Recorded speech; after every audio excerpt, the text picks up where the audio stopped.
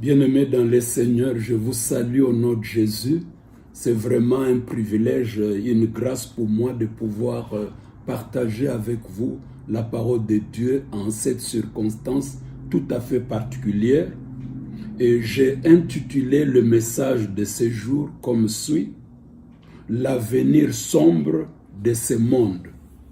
Et le passage que j'ai choisi dans un premier temps se trouve dans 2 Timothée chapitre 3.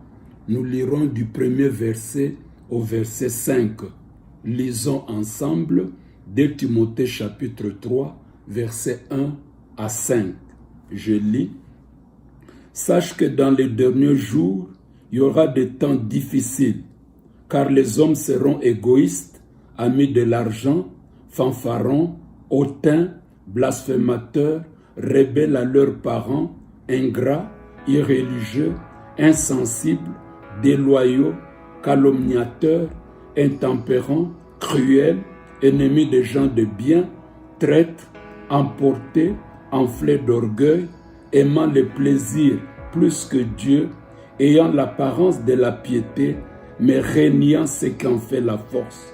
Éloigne-toi de ces hommes-là. Nous allons prier. Dieu notre Père, nous te disons merci pour la grâce que nous avons en ce jour de pouvoir t'écouter. Nous savons que tu ne parles jamais en vain. Le moment est venu où tu veux t'adresser à tes enfants que nous sommes. Utilise cet instrument que je suis pour communiquer clairement et fidèlement ce que tu as pour chacun de nous. Dans le précieux puissant nom de notre Seigneur et Sauveur Jésus-Christ. Amen. Bien-aimés, le passage que nous venons de lire nous révèle que nous vivons réellement les derniers jours. Il y a toute une liste de faits que nous allons vivre dont je ne partagerai que quelques aspects compte tenu du temps que nous disposons. Dans ce passage, nous venons de lire que dans les derniers jours, les temps seront très difficiles et sur la liste, on nous dit que les hommes seront égoïstes. Nous en avons des preuves. Combien ont la nourriture en abondance pendant que le voisin n'a rien à manger? Combien ont des comptes en banque remplis et ne payent même pas les salaires des gens qui travaillent pour eux? Comment pouvez-vous imaginer qu'une personne peut avoir 14 maisons à lui seul pendant que son voisin dort dans les bâches? Sur cette même liste, on nous dit que les gens seront amis de l'argent. Nous savons tous qu'aujourd'hui, l'industrie pharmaceutique est prête à sacrifier des vies humaines pour se faire de l'argent. Il y a des maladies qui peuvent être guéries en 1 semaine, dans 2 semaines, mais on les déclare maladies incurables pour se faire de l'argent. Sur la même liste, il nous est dit que les gens seront ingrats, irréligieux.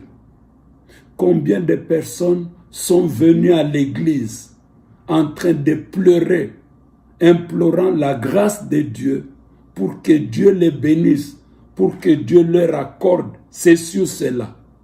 Dès qu'ils reçoivent ce qu'ils sont venus chercher à l'église, ils disparaissent. Ingratitude. Sur la même liste, on nous révèle que les hommes vont aimer le plaisir plus que Dieu. Aujourd'hui, beaucoup de pays sont en train de légaliser des abominations. L'homosexualité est légalisée dans beaucoup de pays.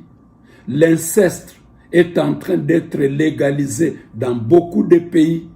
La bestialité est légalisée dans beaucoup de pays. Toutes ces abominations, c'est simplement parce que on veut faire plaisir à l'homme. Si un papa veut aller au lit avec sa fille, qu'on lui laisse libre. Si une maman veut aller au lit avec son fils, qu'on la laisse libre. Si quelqu'un veut prendre une bête pour faire l'amour avec la bête, qu'on lui laisse libre.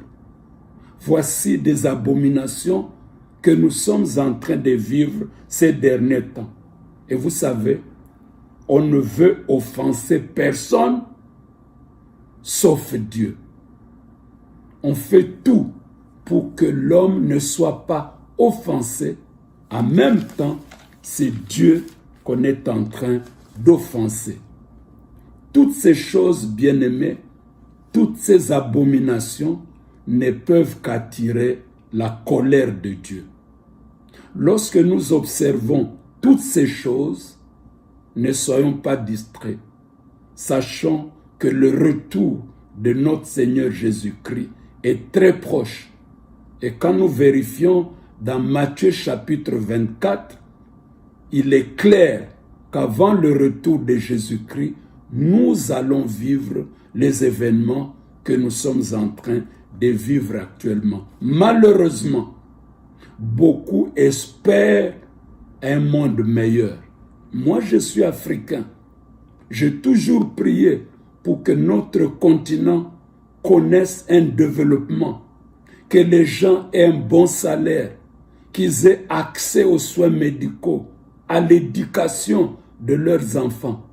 Mais toutes ces choses, même si nous arrivons à les avoir, qu'est-ce qui vient après?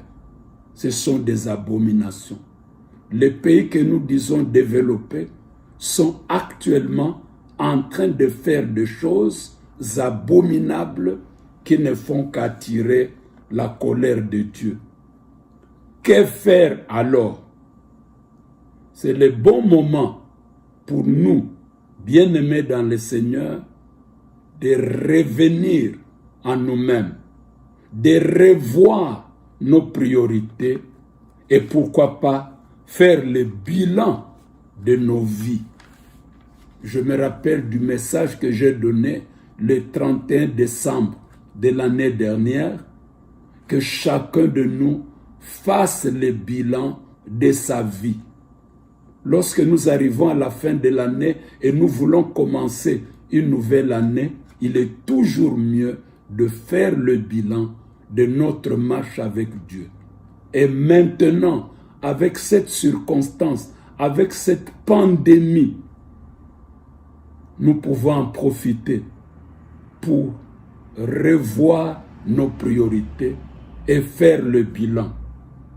Quelle est la situation de mon intimité avec Dieu? Vous savez, j'aime Marc chapitre 1er, le verset 35. Jésus-Christ est Dieu. Mais ce passage nous dit, pendant qu'il faisait encore sombre, Jésus-Christ s'est levé, il allait dans un lieu désert pour passer du temps dans la prière.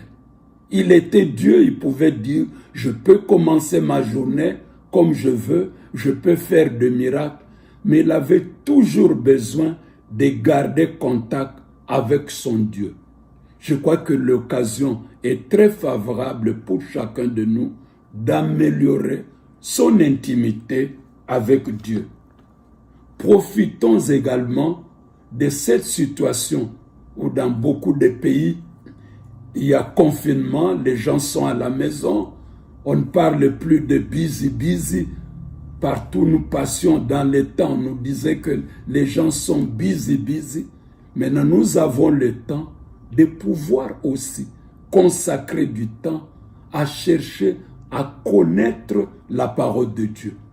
Vous savez, ce qui m'a toujours attristé en tant que pasteur, c'est de voir beaucoup de personnes qui vont à l'église ne connaissent pas la parole de Dieu.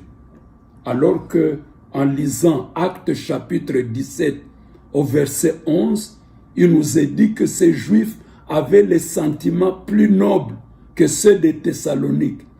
Ils examinaient chaque jour les Écritures pour voir si ce qu'on leur disait était exact. Vous voyez, ils prenaient le temps d'examiner tout ce qu'on leur disait pour savoir si c'était exact.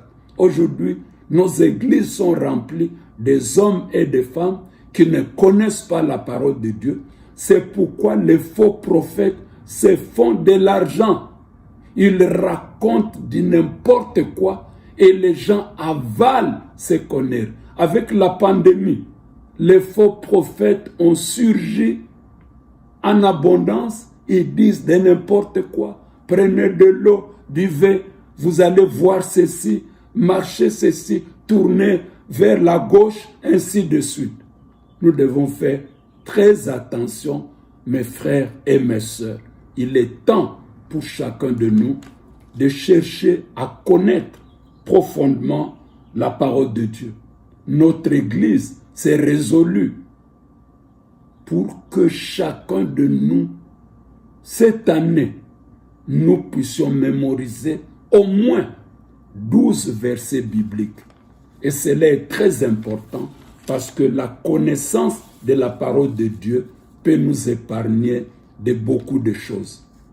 Profitons également de cette occasion, mes frères et mes sœurs, pour parler de Jésus-Christ à d'autres personnes. Qu'on ne vous trompe pas. Si vous voyez une personne, il peut avoir tous les biens matériels, des comptes en banque remplis. Si la personne ne connaît pas Jésus-Christ, elle n'a pas la joie, elle n'a pas la paix, il n'y a pas de bonheur.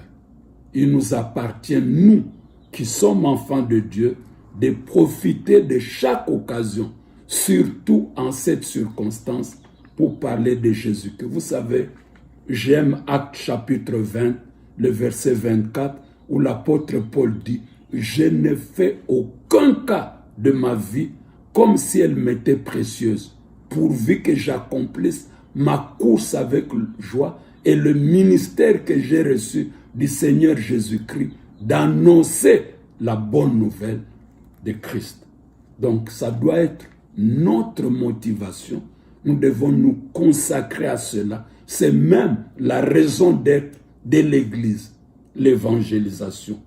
Il est temps pour chacun de nous de changer nos priorités. Ce monde n'a pas d'avenir. Ne vous attendez pas à l'amélioration de la situation. La Bible ne nous promet pas que ce monde sera meilleur. Au contraire, la situation sera très très mauvaise. Les temps seront très très difficiles et que nous devons tous savoir. Il y a beaucoup de gens, surtout des enfants de Dieu, qui ne savent pas que Dieu nous a mis sur cette terre pour préparer l'éternité. Nous ne sommes pas venus rester ici éternellement comme beaucoup le pensent, mais Dieu nous a mis sur cette terre pour préparer l'éternité. Malheureusement, il y a ceux qui vont passer l'éternité loin de Dieu. Ma prière est que nous puissions travailler de manière à préparer l'éternité et vivre éternellement avec notre Seigneur. La bonne nouvelle est que tout enfant de Dieu a un avenir meilleur. Même si ce monde n'a pas d'avenir, mais tout enfant de Dieu a un avenir meilleur. Quand nous lisons Jean chapitre 10, du verset 27 au verset 30, le Seigneur Jésus dit « Mes brebis connaissent ma voix, ils sont entre mes mains, personne ne les ravira de la main de mon Père. Moi et mon Père, nous sommes un. » Et quand nous lisons 1 Jean chapitre 5, le verset 13 dit « Celui qui a le Fils a la vie. Celui qui n'a pas de Fils n'a pas la vie. » Sachez que vous avez la vie éternelle, vous qui croyez au Fils de Dieu. Que Dieu bénisse sa parole et qu'il nous aide en cette circonstance de réaliser que ce monde n'a pas d'avenir, Mais nous qui sommes enfants de Dieu, nous pouvons vraiment avoir de l'espoir. Si vous n'êtes pas encore enfant de Dieu, Apocalypse chapitre 3, le verset 20 dit, « Voici, je me tiens à la porte et je frappe. Si quelqu'un entend ma voix et ouvre la porte, j'entrerai chez lui, je souperai avec lui et lui avec moi. » Prions Dieu. Père Céleste, merci pour la grâce que nous venons d'avoir d'écouter ta parole. J'ose croire que tu as édifié ton peuple et que celui qui ne te connaît pas puisse saisir cette occasion pour te connaître. À toi seul, la gloire et l'honneur au siècle des siècles. Amen.